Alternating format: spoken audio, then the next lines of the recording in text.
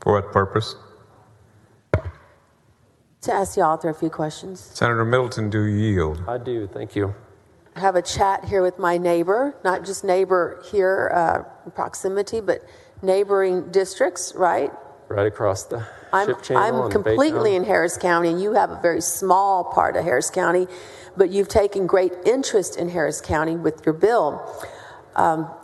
So Senator Miles pointed out a quote from one of the, what wasn't a quote, but it was a summary of what took place in with one of the Republican presiding judges in Lake Houston. The Chronicle did a pretty extensive article on the issue of running out of paper. This is the article. Should we call this Exhibit 1? There's a quote from a Republican judge at St. Mary's Episcopal who says that they ran out of paper just after 4 o'clock till about 6:15 p.m. But the data shows that at least 134 voters checked in at the polling place during that time. So what's the explanation if they ran out of paper? How were they still allowing people to vote? 134 people during that window of time. That would be a good question for the election administrator's office, and why we estimate 121 polling locations were shorted paper, and that's one out of 121. So in your opinion, would a statement like that of an election judge give the Secretary of State good cause to believe that their polling place were out of ballots, even though the statements turned out to be false? No, because the polling locations request additional paper. There's ways to log that and track that. So when they have requested that paper and been denied for more than 1 hour, and they do in fact run out of paper, they have to run out of paper, that's the second part of this bill, then it would give good cause to believe under the piece of legislation. So that's the process. Those are the steps. Yes. So you have to hit those two elements before you have good cause to believe. Are there provisions in your bill that would prevent false reports from election judges initiating a new election? I believe so, because of the good cause standard. This is up to the Secretary of State. It's not up to the election judges. It's not up to the election judges. So they would be able to track who's requested additional ballot paper and whether or not they had run out of ballot paper. Okay, well, I guess I'm going to have to look at those provisions. Senator, who made the heat map of Harris County that's been used by some as proof of voter suppression? So this is an estimate, of course. It would be great to fill in more information here with the election administrator's office data. Unfortunately, a lot of that has been withheld. So this map was in committee, of course, with the Harris County Republican Party. And I would welcome more information from the Harris County Election Administrator's Office. I would love to have that. Well, the creator of the map is a gentleman named John Russ Long. He's a presiding precinct judge in Cypress and a frequent Republican Party data consultant. He created originally to identify areas that would be good for Republican canvassing efforts. Do you know if any statistical analysis was used to come to the conclusion, or was it just correlation? So some of this is being discovered in the election challenges that are right now being filed, and we've had a number of judges, of course, that were within a small margin of error, small enough perhaps where the voters that were turned away or gave up or didn't get to vote perhaps would have voted a different way. So, of course, I think it impacted the outcome. But at the end of the day, this just goes back to something really simple. It's about the right thing. The statistics shouldn't matter when a polling location and multiple polling locations are denied paper. And this bill will have no effect whatsoever if there's enough ballot paper. It won't have any effect at all.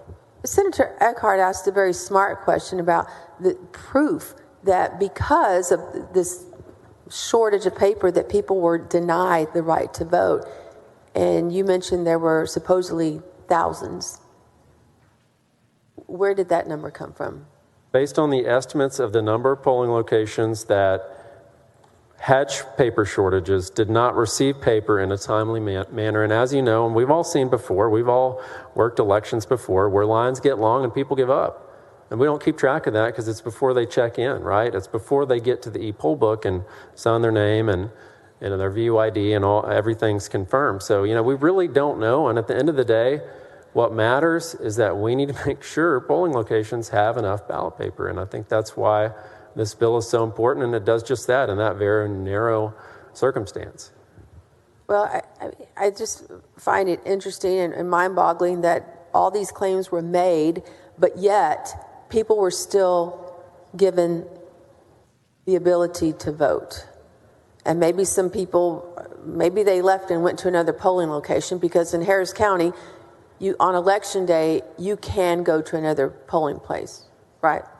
You can. I'm not convinced that those polling locations are as evenly distributed as they should be. But yes, you may go to another polling location. Now, Senator Hall had that bill to allow, to prohibit that type of activity. You cannot go to just any polling place on election day.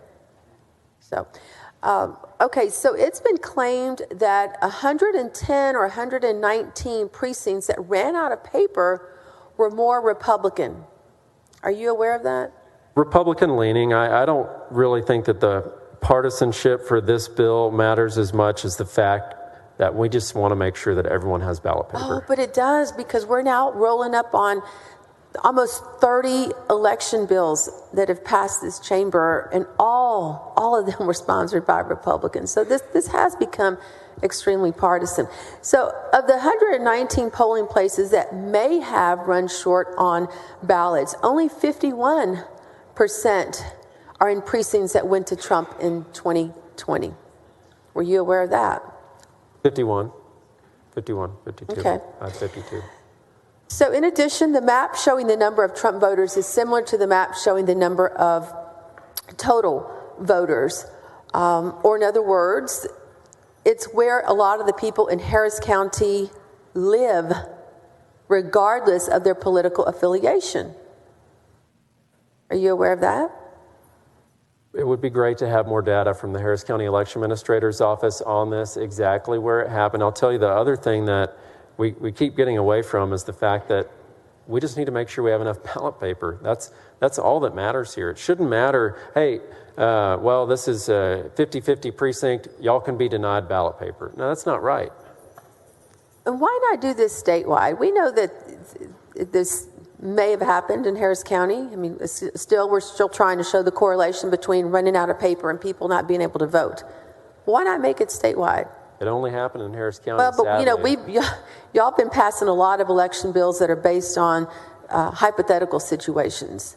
So, I mean, we're talking about running out of ballot paper. This isn't like running out of toilet paper during the pandemic. I think you're overreaching in this, and I'll be voting against your bill. Thank you. Thank you, Senator. And I don't think it's a budget thing. As I laid out earlier, Dallas County is about $12 million, Bexar County 5.7, Harris County is spending about $30 million. So clearly, this is not a lack of resources. It's something much bigger than that.